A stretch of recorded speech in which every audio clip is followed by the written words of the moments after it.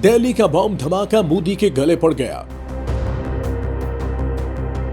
क्या क्रिकेट खेलते सोहेल अफरीदी दहशतगर्दी के खिलाफ गैर संजीदा हैं? 27वीं के बाद 28वीं आईनी तरमीम तैयार, राना सनाउल्लाह ने खुशखबरी सुना दी। इमरान खान से मुलाकात न होने पर सलमान अकरम राजा का हैरतअंगेज रद्द-ए-अमल। बैरिस्टर अकील मलिक के औसान खता हो गए। माइकल जैक्सन की 16 साल बाद फिर से एंट्री। टॉकीज लाइव के डेली अपडेट में मैं हूं आपका होस्ट हैदर अली। भारत में इलेक्शंस हो और दहशतगर्दी ना हो, यह मुमकिन नहीं।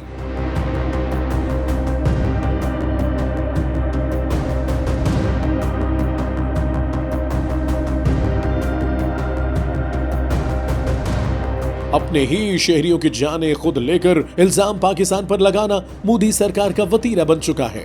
ये बात हम अपनी तरफ से नहीं कह रहे, बल्कि भारतीय ऑपोजिशन, भारतीय सियासी रहनुमाओं और भारतीय सहाफियों ने नई दिल्ली में होने वाले धमाके को बीजेपी का इंतखाबी फॉल्स फ्लैग ऑपरेशन करार दिया है। भारतीय सहाफी शालिनी शुक्ला ने कहा, जब भी बीजेपी बहरान में आती है नया ड्रामा रचाया जाता है। दहशतगर्दी हो या धमाका, इल्जाम पाकिस्तान पर डाल दिया जाता है। पाकिस्तान पर इल्जाम की असल वजह बिहार के इंतखाबात हैं और मोदी सरकार अफगानिस्तान के जरिए पाकिस्तान और भारत में हमले करवाकर इलेक्शन में फायदा उठाना चाहती है। सहाफी रवि नैयर ने लिखा कि बिहार इलेक्शन में बीजेपी कमजोर पोजीशन पर है और मजीद धमाकों की तवक्को है। आसाम से कांग्रेस के रुकन पार्लियामेंट पृथ्वीवत बोरदोलवी ने कहा, यह बिहार इंतखाबात से पहले का मुतवक्किल सियासी इक़दाम है। दी ट्रिब्यूनल इंडिया ने लिखा कि एक आला भारतीय पुलिस अफसर के मुताबिक इब्तदाई शवाहिद इस मफरूजे की तरदीद करते हैं कि ये कोई खुदकुश हमला था। इंसानियत से आ रही मोदी सरकार कब तक मासूम इंसानों का खून बहाकर कुर्सी पर बैठी रहेगी? हिंदुस्तान के अवाम को अमन दुश्मन सरकार के नापाक अज़ाइम को समझना चाहिए। पाकिस्तानी अफवाज अफगानिस्तान में मौजूद भारतीय नेटवर्क का बहुत जल्द कला कमा कर देगी। अफगानिस्तान को चाहिए कि अपनी सफों में मौजूद जासूसों और गद्दारों को ढूंढे और भारत का साथ देने के बजाय इंसानियत का साथ दे, ताकि उसे कल को एक नई जंग का सामना न करना पड़े। कि वाना ऑपरेशन हो रहा है और हमारा चीफ मिनिस्टर जनाब क्रिकेट खेल रहा है, वो क्रिकेट लीग के ऊपर, ये उसकी सीरियसनेस है। केपीके की बात कर रहा हूं। हसन अयूब ने फरमाया है कि इधर वाना ऑपरेशन चल रहा है, उधर हमारा चीफ मिनिस्टर क्रिकेट खेल रहा है। तो हसन अयूब के इस फुल टॉस पर पीटीआई के एक दिल जले ने कमेंट किया है, चले बच्चा क्रिकेट ही खेल रहा है, बाकी चीफ मिनिस्टर्स और वजीर आजम की तरह आइन कानून अवाम के साथ खिलवाड़ तो नहीं कर रहा। वैसे हसन अयूब, आपको फर्क तो कोई नहीं पड़ता, लेकिन फिर भी बता देते हैं, आपकी काफी इंसल्ट हुई है पीटीआई के इस जवाब से। राना सनाउल्लाह ने अवाम को खुशखबरी दी है कि 27वीं के बाद 28वीं तरमीम भी आ रही है। नहीं, घबराने की जरूरत नहीं है। इनके बकौल अब मजीद कोई टेंशन, एक्सटेंशन या बड़ा तूफान नहीं उठने जा रहा, क्योंकि ये नई तरमीम सिर्फ तालीम, आबादी, निसाब और लोकल बॉडी से मुतल्लिक होगी। 28वीं तरमीम तो आ रही है एजुकेशन पे, वो तो आ रही है पॉपुलेशन पे, अच्छा, वो तो आ रही है अपना जो है वो इन चीजों चले, ये बड़ी अच्छी बात आपने बताई है के ऊपर आ रही है। 28वीं तरमीम जो है वो एजुकेशन, वो आ रही है लोकल बॉडीज के ऊपर। राना सनाउल्लाह साहब, आप एक सुलझे हुए सियासतदान हैं, इसलिए आपसे एक मासूमाना सवाल है।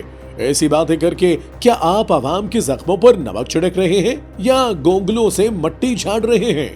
या फिर 27वीं तरमीम के शोर-ओ-गुल में अचानक आपको याद आया कि आवाम के लिए भी कोई तरमीम होनी चाहिए? 27वीं तरमीम में भी तो तालीम, निसाब, आबादी और लोकल बॉडीज पर कानून साजी की जा सकती थी और शायद तनकीद भी कम होती।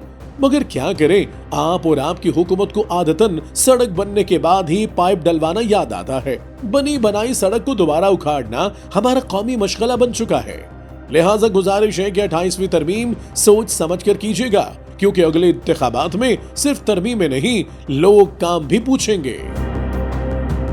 मंगल को हस्ब दस्तूर सलमान अकरम राजा को एक बार फिर इमरान खान से मुलाकात की इजाजत नहीं मिली। अब आप जरा देखिए सलमान अकरम राजा का हैरत अंगेज रद्द-ए-अमल। हर हफ्ते हम कोर्ट का ऑर्डर लेकर आती हैं, कौन रोक रहे हमें? और इस्लामाबाद हाई कोर्ट भी ये सुन ले, किसी अदालत ने अपने अहकामात की इतनी बेतौकीरी नहीं कराई। इस्लामाबाद हाई कोर्ट शामिल है इस तौहीन अदालत में। हमने 20 दरखास्तें दी हैं तौहीन अदालत की, किसी एक में भी वाज़ेह हुक्म नहीं दिया इन्होंने, किसी को नहीं बुला के सजा दी। पिछले 7 महीनों से ये हो रहा है। अदालत का हुक्म होता है या नहीं माना जाता और अदालत कुछ नहीं करती। मेरी नजर में इस पर किसी तबसरे की जरूरत ही नहीं। सलमान अकरम राजा बहरहाल एक जिम्मेदार शख्स है, पूरी जिंदगी उन्हीं अदालतों के सामने पेश हुए और आइंदा भी उन्हीं अदालतों के सामने पेश होना है। अगर इनका रवैया अब यूं बदल रहा है तो अदालतों और इंतजामिया दोनों को सोचना चाहिए। हर बात की एक हद होती है। अदालतों को अपनी बेतौकीरी मजीद नहीं करवानी चाहिए। अपनी और अपने फैसलों की इज्जत करवाना अदालतों की अपनी जिम्मेदारी है। 27वीं तरमीम तो हो गई, हुकूमत मजबूत हो गई, लेकिन इज्जत वकार, इसका बड़ा बुरा पतला हाल है। कामरान शाहिद जैसा एंकर भी अब तो ठट्ठे मारता है। देखिए सामने बिठाकर कैसे तीली दिखा रहा है मौसूफ एमएनए साहब को। 8 फरवरी 2024 को जो उन्होंने कमाल कर दिया उन्होंने। ओ यार वो इतना काफी नहीं होता। पटेल चुक देते उन्होंने। बैरिस्टर अकील तो जीत गया ना, हार के भी जीत गया बैरिस्टर अकील। मुबारक हो आपको कि पहली दफा आई थिंक तरमीम के बाद आप और मैं। कमीशन का कामरान भाई फैसला जी, जी, है। अकील इलेक्शन साहब। कमीशन ने तमाम तर वो फॉर्म 45 देखे हैं। आप लोग अब देखें यहाँ पे बैठ के आप बड़ी जिम्मेदार पोजीशन में बैठे हैं। ये कम से कम आप एक ओपिनियन मेकर्स हैं। ये एक्सेप्शन या ये लिबर्टी मैं आपको नहीं दे सकता कि आप ये कहें कि हार के भी जीत गए। ये आप जो अदालती काम है वो करें, अदालती जो फैसला है वो यार देखें। आप जीत गए ना अदालती बैरिस्टर फैसला तो साहब, मैं यही ये है कह रहा हूँ कि ECP इनके का बोलने से क्या decision होता है। आ ये गया कह रहे हैं ना आप हारे में, हम तो नहीं मान रहे That's आपको out हारे in में। the open। जाके ECP में कंटेस्टेड था तमाम तर मामला, तो हाँ, वहाँ नहीं, पे किया ना हमने, तो सारे सबूत वहाँ पे बैरिस्टर दिए, साहब मैं सारा तो जिस मामला दिन दिया। आपके हक आप में यहाँ बोल रहा हूँ पे उस दिन भी देखें आपको ना, लगता है कि मैं ये आपके ज्यादती खिलाफ तो बोल ना रहा करे कम हूँ। से मेरा कम। इमेज को ऐसा बन गया है। अकील साहब, कामरान शाहिद की बात पर आपके तोते क्यों उड़ गए हैं? रंग क्यों पीला पड़ गया है? फॉर्म 45 या 47 का तो अब मसला ही खत्म हो गया है। अब तो माशाल्लाह आप लोगों ने अपने जज क्या, अदालत ही अपनी जाति बना ली है।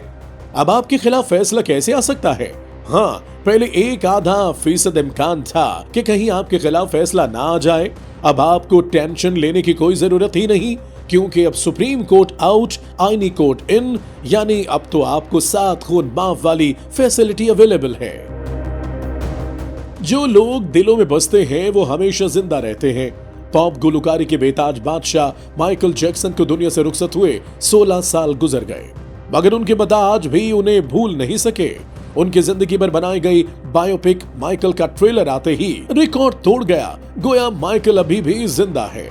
व्यू मैट्रिक्स के मुताबिक ट्रेलर ने एक ही दिन में 116 मिलियन से ज्यादा व्यूज हासिल किए और ये लायंस गेट की तारीख का सबसे ज्यादा देखा जाने वाला ट्रेलर बन गया। ये बायोपिक उस माइकल को दिखाती है जिसने अपनी जिंदगी भर के म्यूजिक करियर में मुश्किलात, तनकीद, नफरत और दबाव का सामना किया, मगर फिर भी पूरी दुनिया को अपनी आवाज का असीर बना लिया। फिल्म पहले 3 अक्टूबर 2025 को रिलीज होना थी, मगर ताखीर के बाद अब 24 अप्रैल 2026 को सिनेमा घरों में आएगी। और आखिर में सिर्फ इतनी सी बात, मोहब्बत का जवाब मोहब्बत के सिवा कुछ नहीं होता। माइकल जैक्सन ने उसी मोहब्बत को अपने म्यूजिक में उतारा और दुनिया पर छा गए, जबकि नफरत और हकारत के ताजर हमेशा खसारे में रहते हैं। Talk is live, like share subscribe कीजिए, क्योंकि सच वही जो हम बोलें। Talk is live.